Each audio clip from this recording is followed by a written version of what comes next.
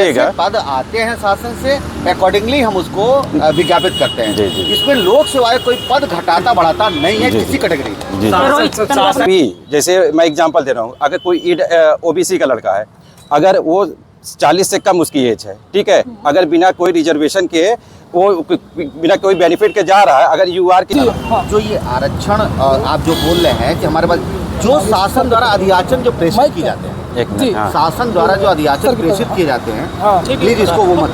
ज्ञापन सौंपा गया था माइग्रेशन के इशू को लेके, तो उसी पे आप लोगों ने कोई नोटिस दिया नहीं, तो हम चाहते हैं उस पर एक नोटिस निकाल के आप बता देंगे। तो देखिए, माइग्रेशन वाले पे अभी कोई हम लोग इसलिए नहीं डिसाइड कर पा रहे थे, जी जी, कारण उसके पीछे हम चाहते हैं कोर्ट में लंबित था मामला, इसलिए हम लोग हाँ। ये जो है आज हम ज्ञापन दे रहे हैं, जो 15 तारीख को ज्ञापन दिए थे, जो एनोमलिटी हो रही थी उसके रेफरेंस में है ये। बेसिकली उसमें इशू क्या था कि जो माइग्रेशन को लेके मेन इशू था उस टाइम पे 15 तारीख को, उसी के रेफरेंस में हम रिमाइंडर दे रहे हैं। तो इसमें कई पॉइंट है, जिसमें फर्स्ट पॉइंट है कि उत्तर प्रदेश लोक सेवा आयोग द्वारा आयोजित सभी परीक्षाओं में माइग्रेशन रूल तथा ट्रांसपेरेंसी को लागू किया जाए। जिस तरीके से पहले माइग्रेशन का रूल का मतलब यही होता है कि जो भी रिजर्व कैटेगरी के स्टूडेंट, चाहे ईडब्ल्यूएस हो, ओबीसी, हाँ, यूआर के इक्विवेलेंट, जी जी, यूआर की, जैसे उसमें क्या होता है सर, कोई भी, जैसे मैं एग्जांपल दे रहा हूँ, अगर कोई ओबीसी का लड़का है, अगर वो 40 से कम उसकी एज है, ठीक है, अगर बिना कोई रिजर्वेशन के वो बिना कोई बेनिफिट के जा रहा है, अगर यूआर के इक्विवेलेंट या उससे ज़्यादा नंबर है तो वो अनरिजर्व वाली सीट में पास। अगर ओबीसी के लड़का 40 प्लस क्रॉस कर गया, मतलब एज का रिलैक्सेशन ले लिया, हाँ, तो उसको वो अपने ग्रुप में ही रहेगा, प्री मेन सब में रहेगा, वो हो ही नहीं सकता। यही कमी थी, है ना, तो उसको उसी को बता रहे हैं। तो आयोग जो है द्वारा ROR 2023, 2024 और 2025 की प्रारंभिक परीक्षा का माइग्रेशन का नियम पालन करते हुए रिवाइज रिजल्ट जारी किया जाए।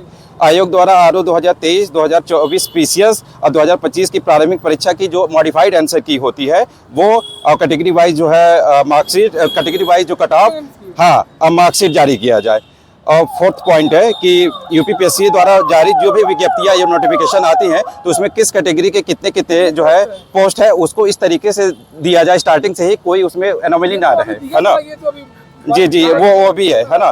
फोर्थ पॉइंट है कि जो माननीय सुप्रीम कोर्ट का अभी डिसीजन हाल ही में आया है, सिविल अपील नंबर 14112 ऑफ 2024, है ना। इस बीच माइग्रेशन के सिद्धांत का जो रूल दिया है ना, ये उसी के हम लोगों ने बात को समझ लिया। हाँ। और हम लोग इसमें देखिए, हम लोग निर्णय वाले नहीं है, निर्णय आयोग लेगा, जिसमें माननीय अध्यक्ष सदस्यगण होते हैं, वो निर्णय जैसा लेंगे फिर आपको आप नोटिस के माध्यम आप निकाल देंगे, सबको पता चल जाएगा सर। ये हाँ, ये आप ले लीजिए सर, एक मिनट।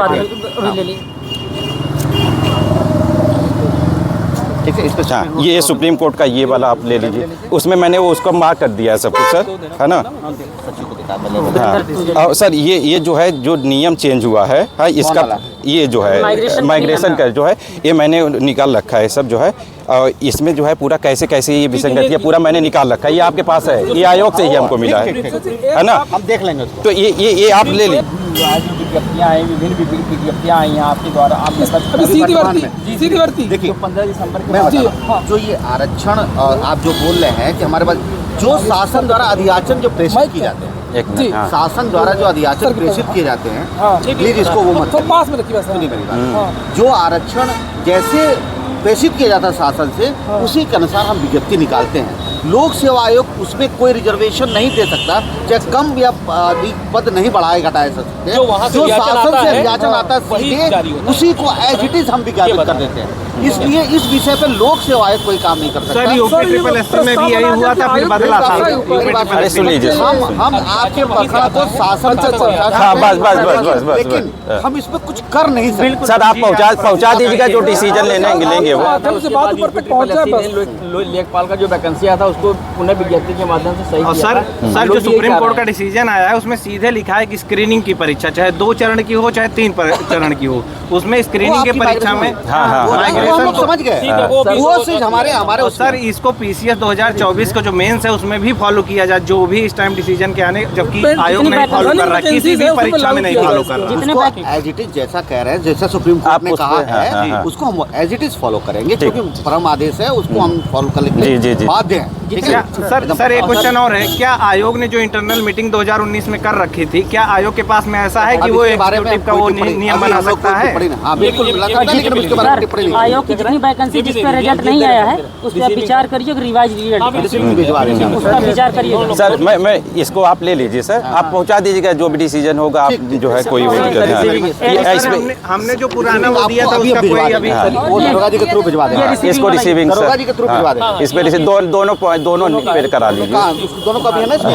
सर एक महीना पहले जो नोटिस दिया गया उसका कोई जवाब नहीं आया है सेम सर आरटीआई भी लगाया जाता है, मैंने आरटीआई लगाया था 10 नवंबर को, तो हाँ 10 नवंबर को आरटीआई लगाया था, उसका जवाब नहीं मिला। फिर मैंने जो है फर्स्ट अपीली अधिकारी होता है उसको भेजा है, तो आप थोड़ा सा आरटीआई का जवाब। अधिकारी मैं ही हूँ। अच्छा जी, तो मैंने भेजा है, तो आप उसको थोड़ा सा अगर जल्दी कर देंगे तो हमारे सर वो नियमावली को लेके था। जी सुप्रीम कोर्ट का जो ऑर्डर है उस पर विचार करेंगे, उसके खिलाफ तो हम जा ही नहीं सकते।